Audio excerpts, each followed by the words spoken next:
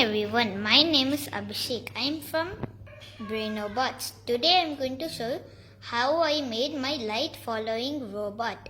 These are the components that I have used.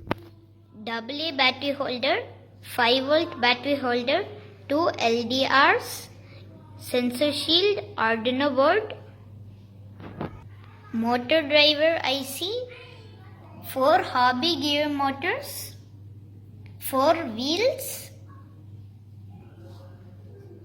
and some male to male, male to female and female to female wires. Now I am going to show you how it works.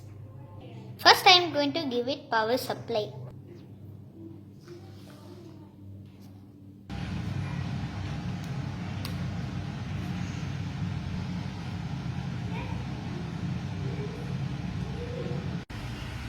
When both the sensors detect light, the car will move forward.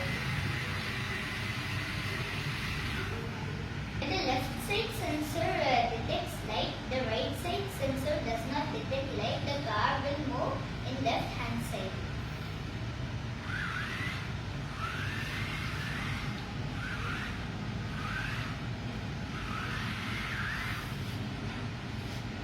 When the right side sensor detects light but the left side sensor does not detect light, the car will move in right hand side.